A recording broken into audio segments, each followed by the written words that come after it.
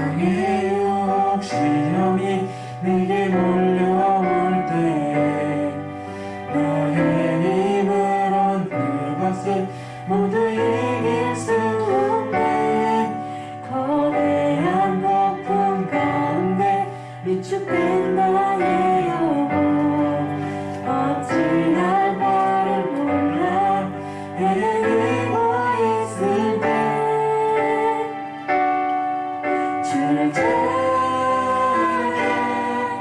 손을 들고 찾아 전쟁은 너에게 속한 것 아니니 주를 찾아 손을 들고 찾아 전쟁은 너에게 속한 것이니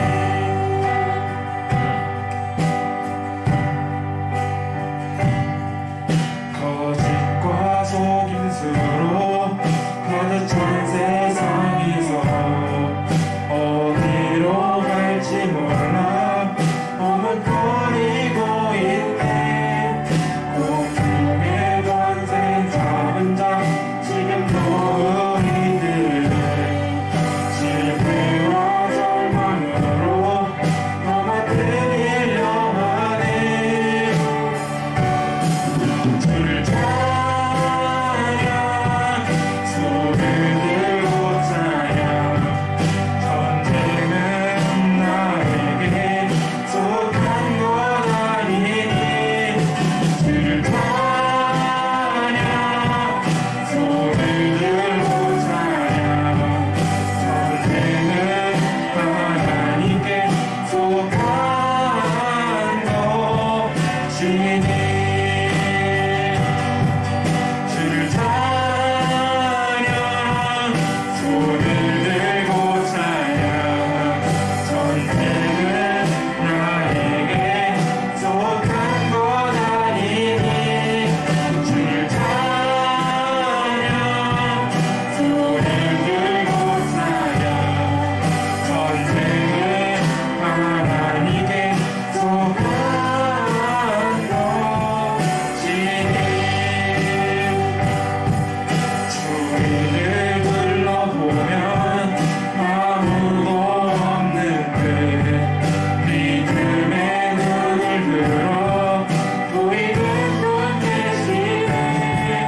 지금도 내 안에서 역사하고 계시네. 사랑과 어둠의 권세 그게 지신 예수님 주를 찾아 손을 들고 찾아 전쟁은 나에게 속한 것 아니니 주를 찾아 손을 들고 찾아 전쟁은 하나님께 속한 것이니 주를 찾아 손을 들고 찾아 전쟁은 나에게 속한 것 아니니 주를 찾아 손을 들고 찾아 전쟁은 하나님께 속한 것이니 주를 찾아 손을 들고 찾아 전쟁은 하나님께 속한 것 아니니 주를 찾아 손을 들고 찾아 전쟁은 하나님께 속한 것이니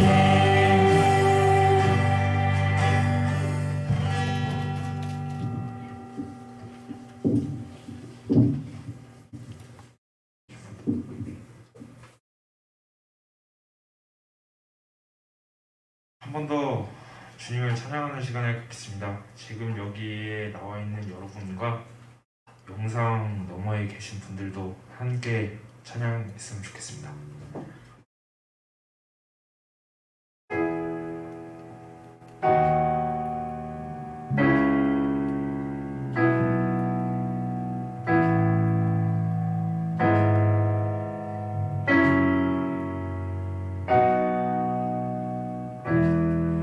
우리의 섬김이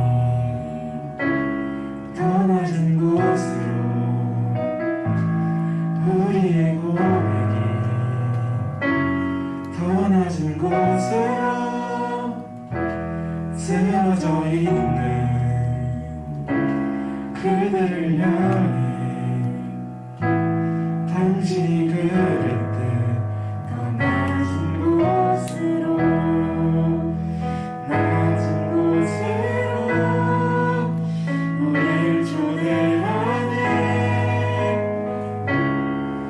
함께하자고 말씀하시네. 우리도 예수 그 길을 따라 함께 가길 원하네.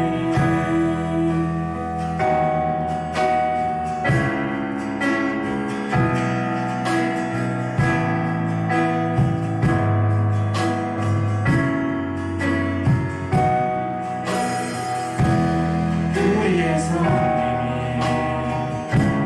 더 낮은 곳으로, 우리의 고백이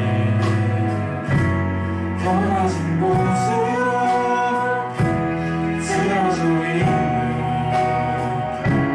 그들을 향해 당신이 그랬듯 더 낮은 곳으로, 낮은 곳으로 우리를 초대하네.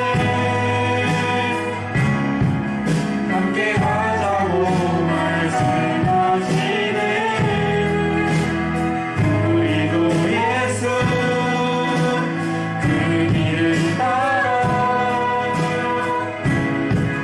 함께 가길 원하네. 주님이 우리와 함께 하시네. 십자가 길을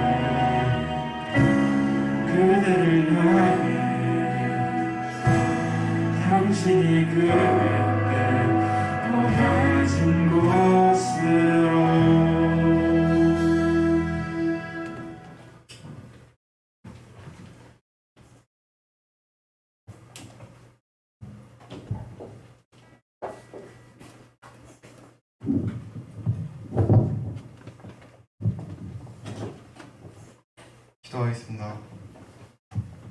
하나님 아버지, 지난 한 주간도 지켜주시고 이 시간 주님께 예배를 드릴 수 있게 해주셔서 감사합니다.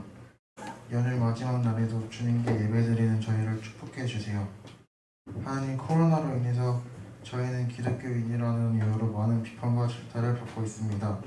이럴 때일수록 주님을 더욱 믿고 의지하며 이 어려운 상황을 이겨낼 수 있도록 도와주세요. 하루빨리 코로나 바이러스가 종식되어 모두가 마스크 벗고 교회에 나올 수 있게 해주세요. 그리고 힘들게 입시를 준비하는 고상학생들을 축복해 주시고 지치지 않는 체력을 허락해 주세요.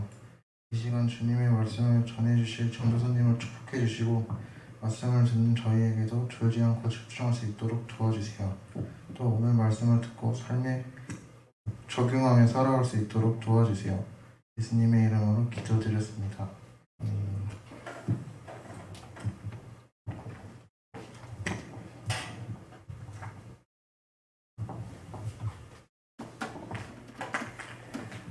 네, 다 함께 하나님 말씀 먼저 봉독해 올려드리도록 하겠습니다. 오늘 말씀은 사도행전 21장 27절에서 36절 말씀입니다. 사도행전 21장 27절에서 36절 말씀입니다. 제가 먼저 읽고 여러분이 읽고 이렇게 번갈아 가면서 읽도록 하겠습니다. 사도행전 21장 27절에서 36절 말씀입니다. 그 이래가 거의 참에 아시아로부터 온 유대인들이 성전에서 바울을 보고 모든 무리를 충동하여 그를 붙들고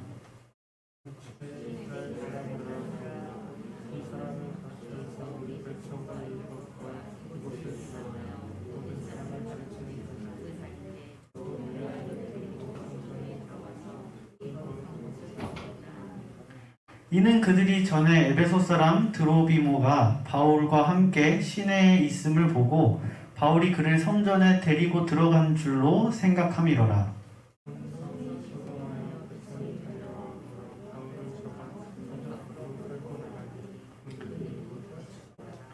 그들이 그를 죽이려 할 때에 온 예루살렘이 요란하다는 소문이 군대의 천부장에게 들리매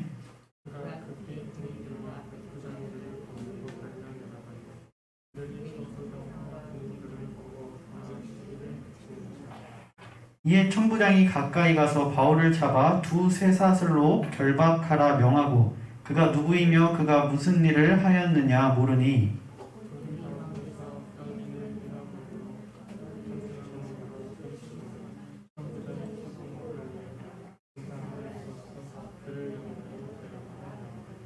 바울이 침대에 이를 때에 무리의 폭행으로 말미암아 군사들에게 들려가니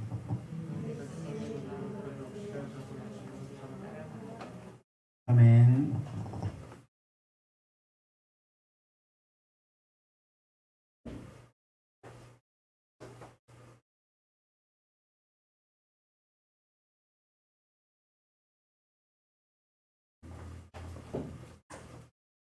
네, 다 함께 봉헌기도 올려드리도록 하겠습니다. 주일원금 드렸고요. 건축헌금 11조 드렸습니다. 함께 기도하도록 하겠습니다.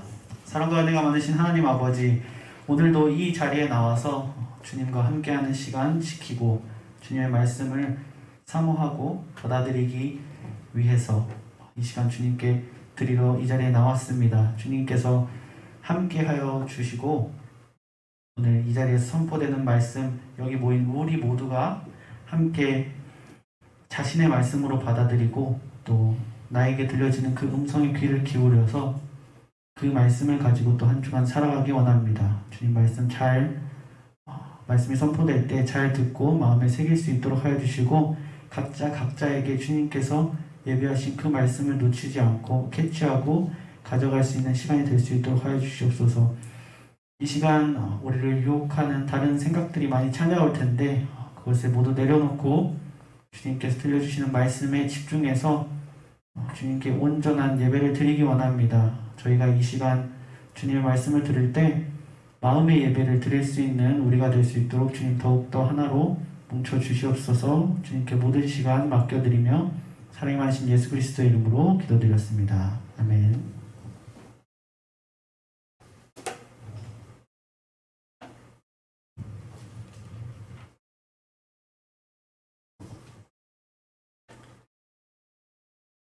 네, 안녕하십니까. 오늘도 이 자리에 모인 우리 가운데 지금 이 순간 그리고 한 주간 잘 살아갈 수 있는 그리스도의 은혜와 평강이 함께하기 원합니다. 저번 주에 우리는 연약한 믿음을 가진 사람을 위해서 베푼 그리고 리더로서 계획하고 또 사람들을 위해서 베풀었던 그런 섬세한 배려에 대해서 함께 살펴봤습니다. 계속해서 이어지는 오늘 말씀은 왜 바울이 성령님께서 알려주셨던 것처럼 로마에서 결박당하게 되었는지 그것을 알려주는 장면입니다. 이 장면이 우리에게 무엇을 말해주는지 이제 함께 살펴보는 시간을 갖기 원합니다.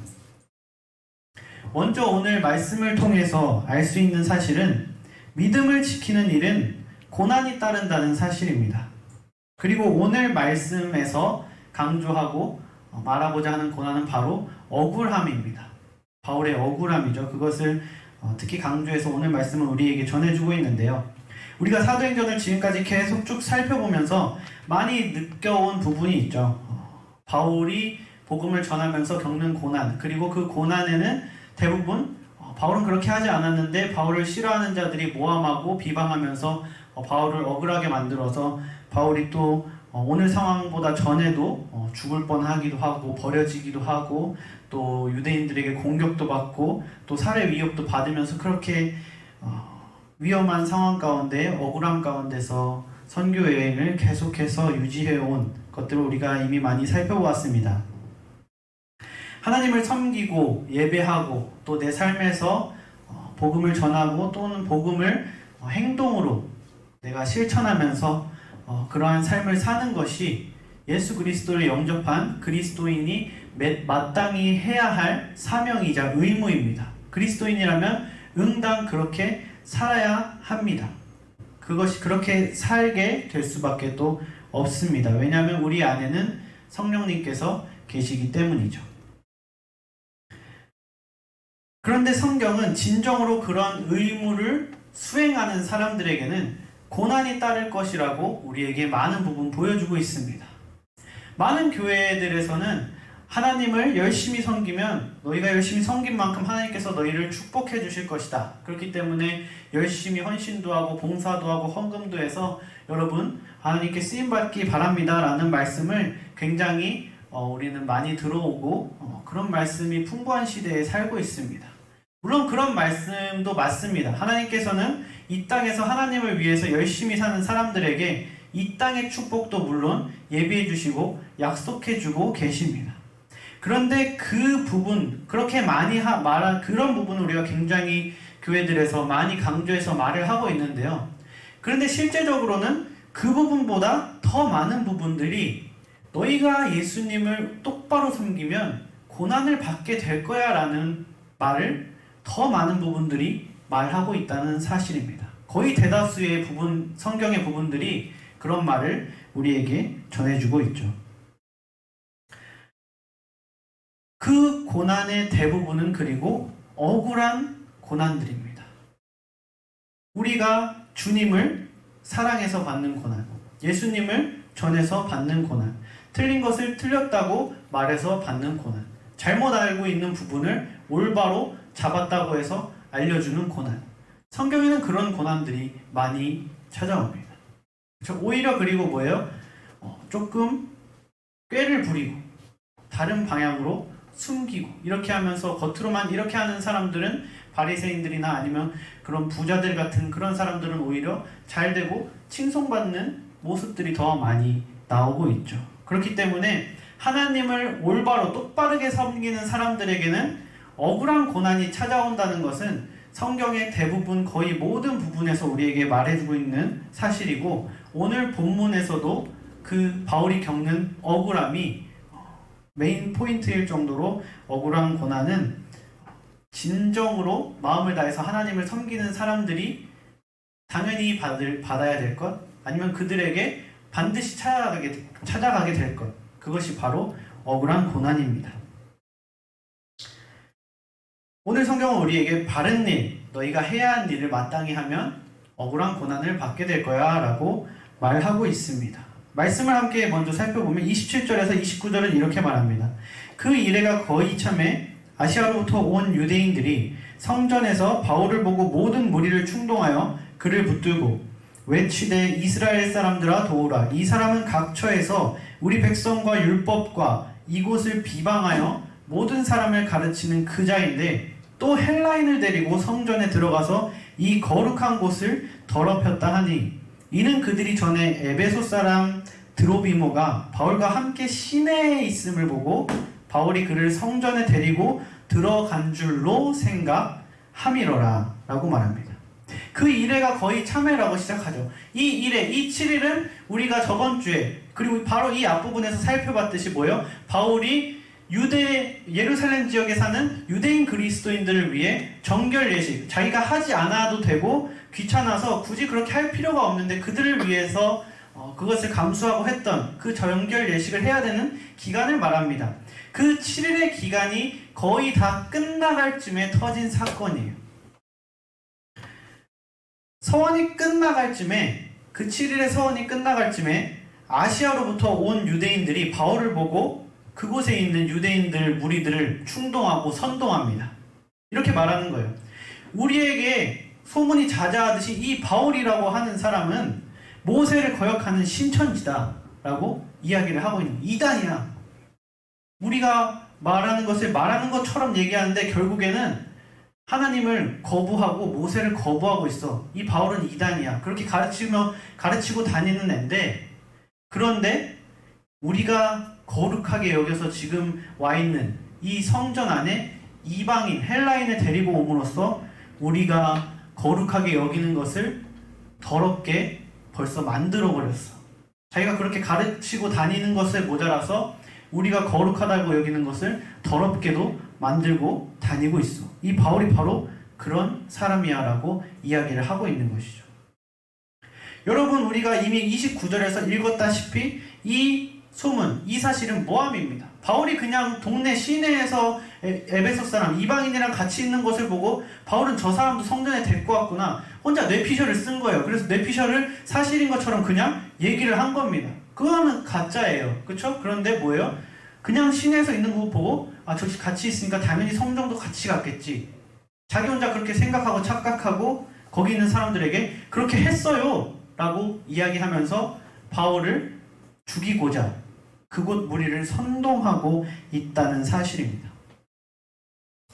바울은 지금 이제 그들을 위해서 했던 정결 예식을 하고 있었죠. 그것이 거의 기간이 다 끝나가고 있었어요.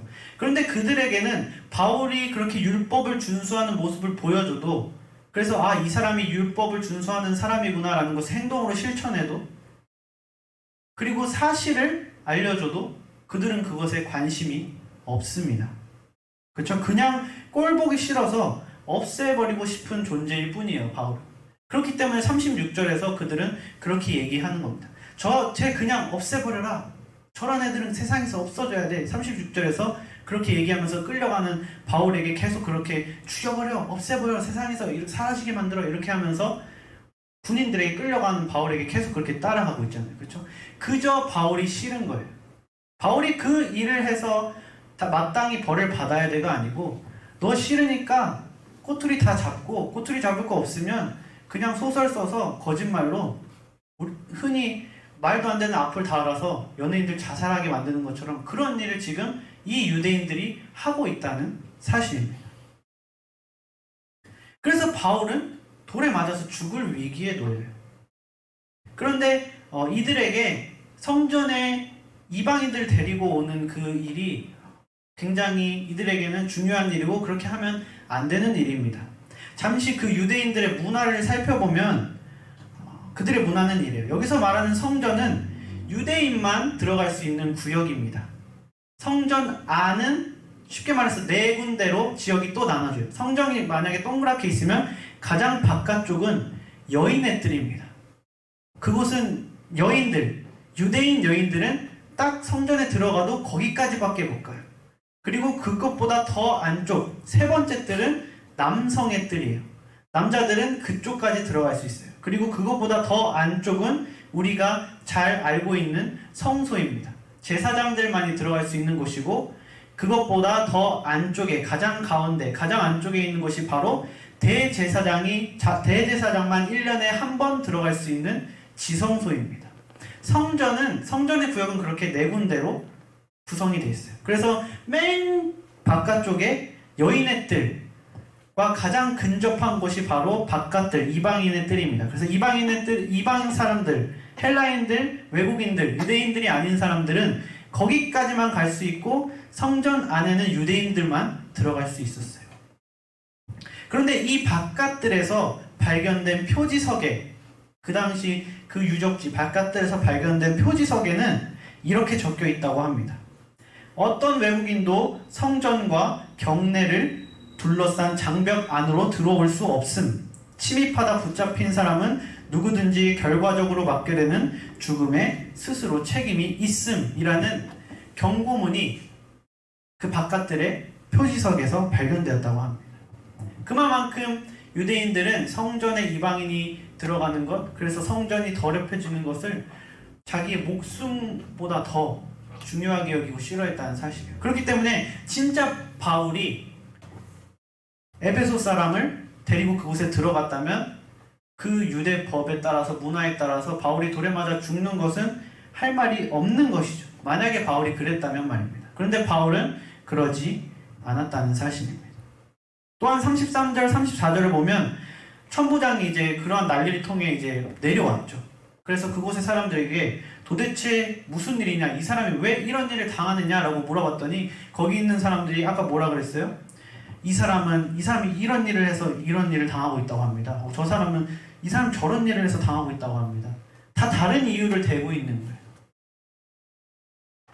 이런 상황을 보여주듯이 믿음을 지키는 것을 통해서 오는 억울함은 굉장히 힘든 억울함입니다. 그리고 뭐예요? 바울이 그저 정신적으로 스트레스 받고 억울한 것에서 끝난 게 아니고 뭐예요? 돌에 맞아서 죽을 뻔했죠. 우리가 믿음을 올바르게 지킨다면 우리가 억울한 누명을 씌우는 데서 끝나는 것이 아니고 너희가 경제적이든 물리적이든 아니면 어떤 것이든 성적이나 어떤 것이든 너희가 실질적인 타격을 받게 될 수도 있어. 억울하게. 왜냐하면 너희가 믿음을 잘 지키기 때문이야 라고 오늘 본문이 우리에게 설명해주고 있다는 사실입니다.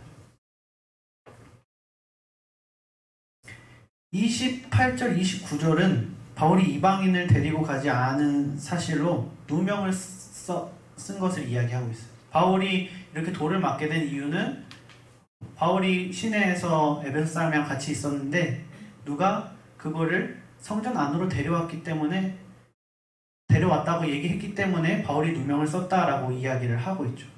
그런데 33절, 34절을 보면은 더 많은 누명과 거짓들이 있음을 우리에게 보여주고 있어요. 그렇죠? 어떤 사람은 바울이 이래서 잡혀왔다고 합니다. 얘한테 물어보니까 이 사람은 저래서 잡혀왔다고 합니다. 최소한 2가지 이상의 바울이 잡혀온 이유들이 뭐예요? 그곳에 널려 있다는 사실. 그렇기 때문에 한 가지의 구체적인 예를 들어줬지만 바울이 왜 잡혀왔는지 거기 있는 사람들은 다 잘 알지 못해요. 그렇죠? 그리고 바울은 그냥 그 에베소 사람을 데리고 온 것은 그냥 한 가지 명분일 뿐이고 우리가 알지 못하는 더 많은 명분도 거기에 퍼져 있었겠죠. 성경에 써있지 않은. 그것이 33절 4절을 통해서 우리가 알 수 있습니다. 그곳 사람들은 그냥 바울을 죽이고 싶은 거예요. 그러니까 그냥 말 같지 않은 이유를 하나 두 개씩 대고 있는 겁니다. 얼마나 억울하겠어요. 자기는 그런 적도 없는데 그런 취급을 받고 그런 취급을 받아서 자기가 신체적으로, 물리적으로, 실제적으로 피해를 입고 있으니 말입니다. 그렇게 한두 가지가 아닌 억울함 속에서 그 억울함 때문에 피해를 받는 바울의 마음, 내가 바울이라면 얼마나 억울할까요? 세상에 내 억울함을 알아주는 사람이 아무도 없네 라고 생각할지도 모릅니다. 제가 바울이었다면 말이죠. 바울은 근데 이 상황에서 헤쳐나가는 방법을 우리에게 알려주고 있습니다. 그것은 뭐냐면 바로 침묵하는 거예요. 침묵하는 거. 억울한 상황 속에서 내 억울함을 변호하지 않고 침묵하는 것이죠. 바울이 우리에게 오늘 성경을 통해서 보여주는 해결 방법입니다. 잠언 11장 12절은 이렇게 말합니다. 지혜가 없는 사람은 이웃을 비웃지만 명철한 사람은 침묵을 지킨다. 침묵은 지혜의 대표적인 특징입니다. 잠언에서도 지혜로운 사람의 굉장히 많은 특징으로 침묵을 꼽아요. 말을 하지 않는 것, 말을 적게 하는 것, 침묵하는 것. 그것이 성경에서 말하는 지혜의 대표적인 특징 중에 하나입니다. 바울은 그런 여러 가지 누명 그리고 실질적인 타격 속에서 자신을 변론하지, 그곳에서 오늘 본문 속에서 자신을 변론하지 않았어요. 바울은 그저 묵묵히 침묵하면서 자기에게 주어진 일, 자기가 옳다고 믿는 그 예수 그리스도의 사명을 묵묵히 이어나갔습니다. 돌에 맞아 죽게 된 상황에서도 바울은 침묵하면서 그렇게 나아갔습니다. 여러분, 침묵, 그렇죠? 내가 누명을 썼어요, 그렇죠? 내가 오해를 받고 있어요, 이간질을 당하고 있어요. 그 상황에서 우리는 어떻게 생각하죠? 내가 여기서 침묵하고 가만히 있으면 그것을 인정하는 꼴이 되어버릴 거야 라고 보통 우리는 생각합니다. 그렇죠? 그래서 아니야, 나는 그렇지 않아 라고 반론을 합니다. 그럼 그 반론에 또 반론이 이어지고 반론에 반론이 이어지면서 논쟁이 되고 싸움이 됩니다. 요즘 SNS를 보면 그런 것들이 굉장히 많죠. 그렇죠? 우리가 잘 알고 있는 인터넷에서 유명한 사람들끼리 서로 막 네가 잘못했네, 난 그러지 않았네, 너가 잘못했네 라고 하는 모습들을 굉장히 많이 볼 수 있고, 그것들이 우리의 삶 가운데에도 있습니다. 가볍게 보면 그게 맞아요. 침묵하면 인정하는 거다. 그렇기 때문에 침묵하지 말고 억울한 건 당당히 밝히자. 그런데 성경은 반대로 얘기하고 있다.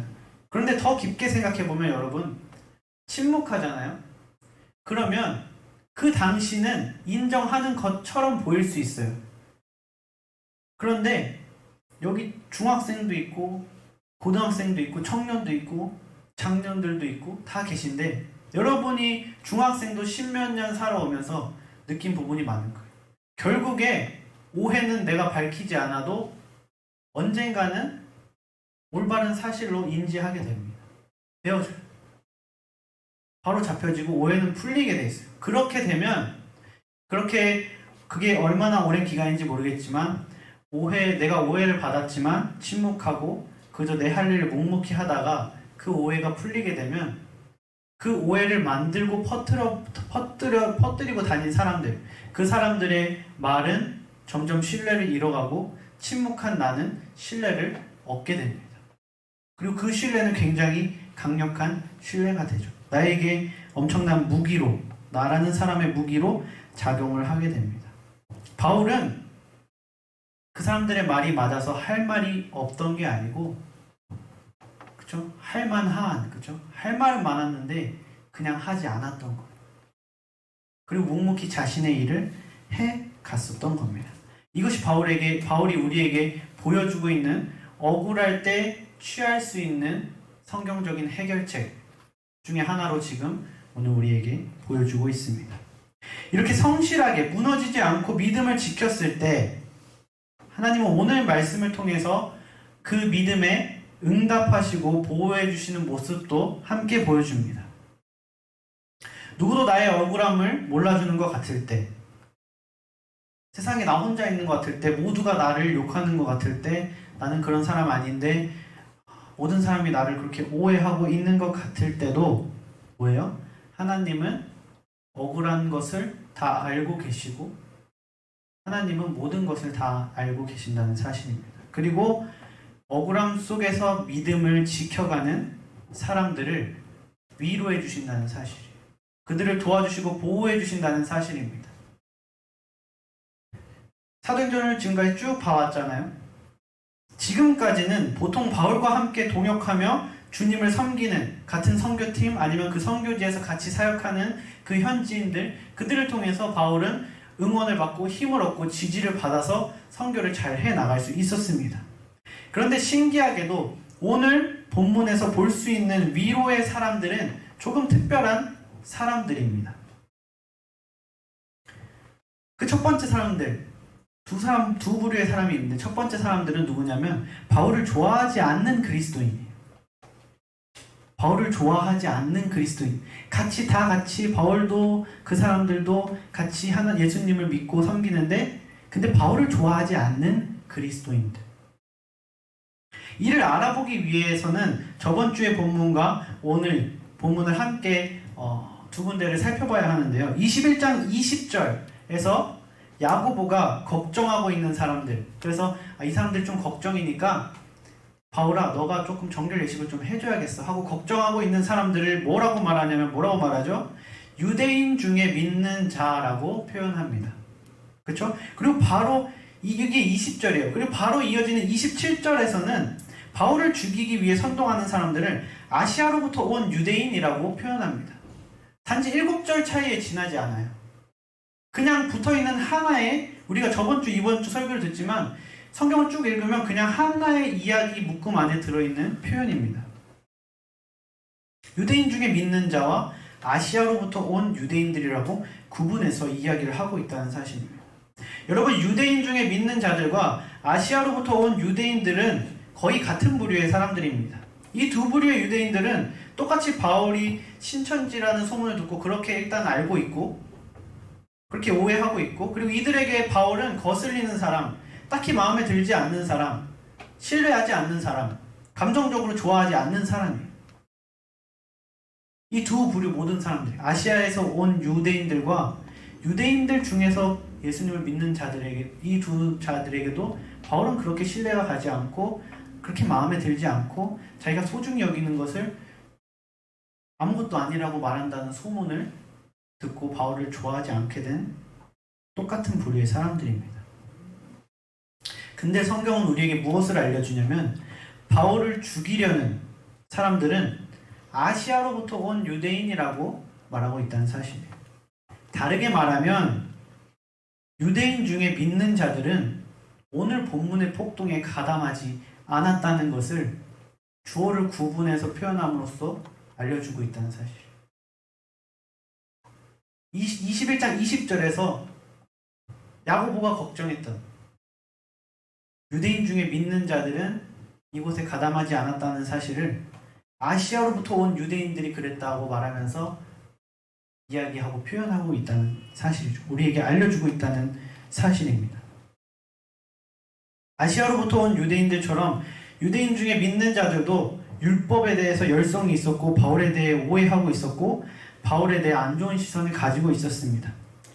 그런데 이 두 부류의 사람들은 거의 똑같아요. 생각하는 것, 행동하는 것, 가지고 있는 문화, 자라는 상황, 모든 것이 거의 똑같은데 단 하나의 차이점을 지니고 있습니다. 그것은 바로 그 사람에게 예수 그리스도가 있는가 없는가, 그 하나의 차이가 큰 차이를 만들고 있다는 사실입니다. 유대인 중에 믿는 자들에게 예수님이 있다는 이 결정적인 차이가 진실이 혼탁해져 있는 그 혼동의 상황 가운데서 거짓에 휩쓸리지 않게 해줬고, 이 차이가 마음에 들지 않는 사람도 품어주게 해줬고, 이 차이가 바울에게 돌을 던지지 않게 해서 그래도 바울이 돌을 덜 맞게 되는 상황을 만들었습니다. 또한 오늘 말씀에 유대인 중에 믿는 자 외에 바울의 억울함을 아는 사람이 하나 더 있었죠. 그 사람은 바로 천부장이었습니다. 31에서 36절을 보면 천부장은 소동 소식을 듣고 수많은 군사들을 황급히 데려옵니다. 천부장은 1000명의 부하가 있죠. 백부장을 10명 데리고 있는 사람이 천부장입니다. 그런데 성경에서 뭐예요? 군사들과 백부장들을 데리고 왔다 그래요. 백부장들이면 최소한 2명의 백부장, 그렇죠? 최소한 2명의 백부장을 데리고 왔다는 것이고 200명 이상의 군사들이 그곳에 왔다는 것이죠. 그렇게 많은 군사들을 데리고 올 정도로 큰 소란이었던 이 바울을 죽이고자 하는 아시아에서 온 유대인들의 이 행위, 그래서 백부장이 와서 물어봤잖아요. 왜 이런 상황이 일어났는가? 그랬더니 뭐예요? 다 그냥 이래서 이런 상황이 일어났습니다. 저 사람은 저래서 일어났습니다. 저기 있는 사람은 아니 그렇게 이것 때문에 일어난 거예요. 다 다르게 얘기하니까 뭐예요? 그곳에서 천부장은 여기는 뭔가 이상하구나 하고 뭐예요? 바울을 결박해서 진위를 알아보기 위해 데려가죠. 그래서 바울은 뭐예요? 자기가 성령께서 자기에게 알려줬듯이 결박을 당해서 끌려가게 됩니다. 예언이 이루어지죠. 어찌 보면 바울이 결박당해서 끌려가는 것도 또 다른 추가적인 고난으로 보일 수 있습니다. 그런데 이 상황에서 바울이 지금 끌려가는 건 뭐예요? 바울을 죽음에서 구해준 거예요. 군대에게 결박돼서 끌려가는 상황을 통해서 바울은 돌에 맞아 죽을 뻔한 상황에서 구조되었습니다. 이렇듯이 오늘 말씀을 통해 우리가 알 수 있는 사실은 바울을 좋아하지 않는 동료 그리고 적이라고 볼 수도 있는 사람을 통해서 믿음을 온전히 지키는 억울함 가운데 믿음을 온전히 지키는 사람을 구해주시고 위로해주시고 보호해주시는 하나님의 특별한 은혜를 우리에게 보여주고 있다는 사실입니다. 말씀의 결론을 맺겠습니다. 오늘의 핵심을 한 문장으로 정리하면 이거예요. 억울한 고난 가운데 침묵하며 믿음을 지킬 때 하나님이 아시고 특별한 은혜로 위로해 주신다는 사실입니다. 하나님께서 보편적인 하나님의 보호하심, 위로를 우리가 성경을 통해 많이 찾아볼 수 있죠. 그런데 오늘 하나님께서 바울을 보호하시고 바울을 위로하시고 바울을 지켜주신 그것들은 특별한 은혜였어요. 굉장히 억울한 가운데서도 바울이 묵묵히 침묵하면서 그 고난을 감내하면서 믿음을 지킬 때 하나님께서 특별한 은혜로 위로해 주시는 모습을 보여주십니다. 이 자리에 특별한 은혜를 바라는 분들도 있을 거예요. 특히 고3들 뭔가 그래도 좀 열심히 기도하고 큐티하고 하면서 주님 그래도 제가 지금까지 열심히 한 게 있는데 그래도 조금 제가 한 것보다 더 은혜를 주셔서 좋은 데 갔으면 좋겠습니다 생각할 수도 있고 그렇죠? 아니면 다른 분들도 뭔가 지금 내 상황이 보통의 은혜보다는 더 특별한 은혜가 있어야 되는 상황에 처해 있는 분도 계실 거예요. 근데 오늘 본문은 하나님께서는 분명히 특별한 은혜를 주실 수 있는 분이고 생각하지 못한 방법으로 생각하지 못한 사람들을 통해서 생각하지 못한 정말 최고의 결과를 주실 수 있는 분이라는 것을 우리에게 증명해 주시고 계십니다. 그런데 그 특별한 은혜를 누가 받는다고 말하고 있어요? 억울한 고난 가운데서도 침묵하면서 믿음을 굳건히 지키는 자들에게 특별한 은혜를 준다라고 오늘 성경이 우리에게 말해주고 있다는 사실입니다. 여러분 억울한 고난 가운데서 아니면 억울함이 없지만 그냥 삶 가운데서 믿음을 열심히 지키면서 특별한 은혜를 바라십니까? 아니면 평소보다 믿음을 잘 지키지 못하거나 대충 그냥 하면서 그냥 내 행동은 그러면서 특별한 은혜를 바라십니까? 특별한 은혜를 받고 싶으시다면 여러분들 믿음을 온전히 지키시고 그리고 그 믿음을 지키지 못하게 받는 억울한 고난이 찾아와도 믿음을 굳건히 지킬 때 하나님은 그 사람을 인정하시고 그 사람에게 특별한 은혜를 주십니다. 그냥 대충하고 뭔가 닥쳤을 때 그때만 반짝 기도하고 열심히 하고 그런다고 해서 주시는 것이 아니고 그 사람이 정말 억울한데 그 억울함을 통해서 실제적인 타격을 받음에도 불구하고 믿음을 온전히 지키는 그 일련의 과정, 모습을 보고서 이 사람은 어느 정도 훈련이 됐다라고 판단이 되면 하나님의 기준에서 하나님의 섭리 가운데서 그럼 그 사람에게는 충분히 하나님께서 특별한 은혜를 준다는 사실입니다. 여러분 하나님의 계획과 인도하심과 하나님의 뜻을 우리가 감히 측량하고 상상할 수 없습니다. 우리가 상상한 것 이상 그리고 상상하지도 못한 정체들로 우리를 도와주시고 보호해 주실 수 있으신 분이 하나님이십니다.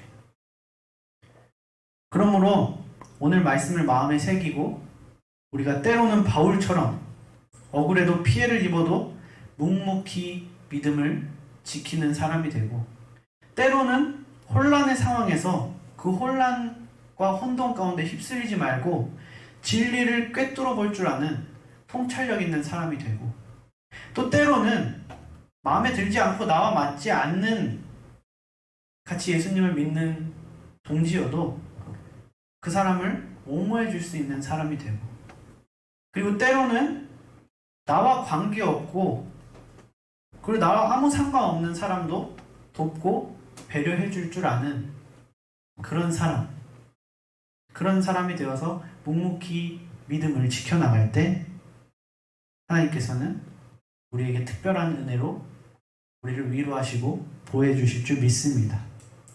그러므로 모든 상황 속에서 하나님의 뜻과 계획에 참여하는 영광을 누리는 여러분과 제가 되기를 주님의 이름으로 축원합니다.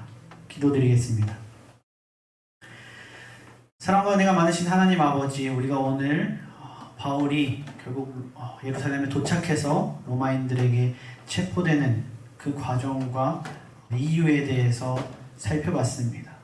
오늘 말씀을 통해서 주님은 예수 그리스도를 온전히 믿는 사람에게는 정말 억울한 고난과, 그리고 그 고난이 정신적인 것뿐만 아니라 실제적인 위협으로 다가올 수 있다는 사실을 우리에게 말씀해 주셨습니다. 그리고 그 상황에서 어떻게 대처해야 하는지, 침묵하며 믿음을 굳건히 지키라는 그 사실도 바울을 통해서 우리에게 보여주셨습니다. 우리가 그러한 최악의 상황에서도 묵묵히 믿음을 지켜갈 때 하나님께서 반드시 우리를 낭떠러지에서 밀지 않으시고, 그 낭떠러지 끝에 혼자 있는 것 같을 때도 함께 계시며 우리를 보호해 주시고, 하늘을 날게 하든지 갑자기 큰 새를 보내주셔 타고 가게 하든지, 우리가 상상할 수 없는 그러한 특별한 은혜를 통해서 우리를 도와주시고 하나님의 살아계심을 보여주시고 하나님께 영광 돌릴 수 있게 능히 할 수 있으신 분인 줄 우리가 압니다. 그리고 믿습니다. 우리가 이 믿음을 마음에 새기고 그냥 머리로만 알고 살아가는 것이 아니고, 정말 하나님을 믿고 의지하고 억울함 속에서, 그리고 환난 속에서, 고난 속에서 묵묵히 하나님을 붙잡고 믿고 의지하며 나아가며 살아갈 수 있는 그런 그리스도인이 될 수 있도록, 마음에 들지 않아도 아무 상관이 없어도 은혜를 베풀 줄 아는 자가 되는 그런 그리스도인이 될 수 있도록 주님께서 마음을 붙잡아 주시고 용기를 주시고 실천할 수 있는 굳은 심지를 주시옵소서. 주님, 그런 결단을 우리가 하고 주님께 나아갑니다. 결단을 실천할 수 있게 도와주실 줄 믿사오며 사랑이 많으신 예수 그리스도의 이름으로 기도드렸습니다. 아멘. 교회 소식 알려드리도록 하겠습니다. 올해 얼마 남지 않았는데 일어나서 빛을 발하는 우리 인천열린교회가 되었으면 좋겠습니다. 금주에도 수요일 저녁 예배와 주일 1부, 1, 2, 3부 예배는 온라인 실시간 예배와 함께 예배당에서도 같이 50명 미만으로 예배가 드려지게 됩니다. 수요 저녁 예배는 7시 반에 드리던 것처럼 온라인과 지금 이 예배처럼 온라인 그리고 현장 예배로 동시에 드려지고요. 주일 1부 오전 9시 예배는 일남성교회 여성 1, 2교구 분들이 오시면 되고, 주일 2부는 2, 3남성교회 여성 3, 4, 5교구, 주일 3부 지금 오후 2시 예배는 학생 청년들이 오셔서 인원을 분산해서 그리고 인원수를 맞춰서 예배를 드리시면 되겠습니다. 초동부 예배는 오늘은 온라인 예배로 드려지고요. 다음 주일 10월 11일부터 오전 11시 3층에서 실시간과 현장 예배로 병행해서 드려집니다. 주중에 부모님과 함께 되는 애통도 열심히 진행해 주시기 바라고요. 말씀으로 말미암아 주일 설교 말씀을 가지고 한 주간 승리하며 살도록 돕기 위해 준비된 말씀으로 말미암아가 매주 월요일에 전달됩니다. 개인별 묵상과 적용과 함께 소그룹에서 나눠주시고, 또 수요일이나 목요일쯤에 소그룹에서 또 중간 점검 한번 하면서 잘 살고 있나 또 나누면 더욱더 이 땅에서 하나님 은혜 가운데 잘 살아갈 수 있으리라 믿습니다. 김은태 전사님 아버님께서 지난주 수요일에 소천하셨습니다. 직접 조문과 여러가지 방법으로 위로에 함께 해주심에 감사드립니다. 10월 월삭 새벽 소원 기도회는 코로나19로 인해 없습니다. 10월 기도회 집은 별도의 광고가 있을 때까지 9월과 동일하게 영상 기도회 집으로 진행되고, 이번 주 제자훈련, 제자반, 사역반 모두 온라인 영상으로 진행이 됩니다. 네, 그리고 한 가지 또 더 말씀드리면, 여러분 큐티 잘해서 꼭 학생 청년들 보내주시기 바랍니다. 제가 고민을 되게 많이 하고 있어요. 어떻게 하면 여러분들이 큐티를 스스로 잘 할 수 있게 되고 평일에도 큐티를 하고 하나님과 말씀을 가까이 할 수 있고 그렇게 살아갈 수 있을까. 그래서 지금 큐티 형식이 약간 변형돼서 딱 말씀만 올라가고 스스로 묵상할 수 있게끔 만들잖아요. 그렇죠? 충분히 어쨌든 그 부분에 있어서 고민이 많아요. 어렵다고 많이들 이야기를 하시는데, 학생들, 청년들 그냥 말씀만 읽으니까 이해가 잘 안 된다라고 하는데, 그래서 이거를 그냥 수요일날 하나를 올리고 주일날은 또 다른 이어서 본문을 해가면서 원래대로 해서 좀 이해를 하기 쉽게 해줄까, 막 여러 가지 생각을 많이 하고 있는데, 결국에는 여러분들이 스스로 있는 자리에서 누가 설명해주지 않아도 하나님 말씀을 읽고 묵상하고 은혜 받고 적용할 수 있는 능력을 기르는 게 이 큐티를 하는 목적이잖아요. 그리고 처음이기 때문에 설명을 추가를 해주고 있고, 그렇기 때문에 여러분들이 어저께 큐티하면서 몰랐던 부분들, 또 토요일날 큐티하면서 몰랐던 부분들을 주일날 똑같은 그 본문으로 말씀을 듣기 때문에 또 설명을 들으면서 더 잘 이해가 될 수 있기 때문에 큐티 훈련을 한다고 생각해 주시고, 여러분들 빨리 하고 끝낼 생각을 하시는 게 아니고 이해가 안 되면 2번, 3번, 4번 읽으면 그래도 이해가 됩니다. 너무 어려우면 세번역을 찾아보기도 하고 쉬운 성경을 보기도 하고 이렇게 하면 여러분들 그래도 더 이해할 수 있으니까, 큐티 영상 이제 그거 10분도 되지 않아요. 그렇죠? 9분 몇 초 이렇게밖에 안 되고, 그리고 그거 몇 번 더 본문 읽고 한다고 해서 여러분 30분이 넘어가지 않습니다. 큐티 하는 시간.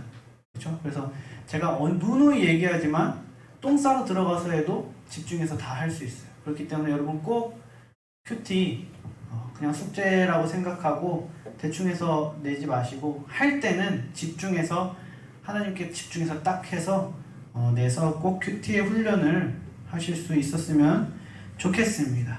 기도하고 오늘 예배는 마치면 학생부는 반별로 오늘 또 말씀 나눈 큐티 나눈 진행해 주시고, 청년부는 저기 뒤에 테이블 있는 자리에 다 같이 모여서 삶과 또 말씀 큐티 나눔을 진행해 주시면 되겠습니다. 기도하고 오늘 예배를 마치도록 하겠습니다. 사랑과 은혜가 많으신 하나님 아버지, 오늘 우리가 이 자리에 나와서 주님 찬양하고 주님께 기도하고 주님과 교제하고 주님의 말씀, 거룩한 말씀을 들을 수 있게 해주셔서 감사합니다. 정말 죄인이고 자격 없는 자이지만 정말 주님께 찬양할 수 있는 기회와 자격, 그리고 주님과 교제하고 대화할 수 있는 그런 자격을 주심에 감사드립니다.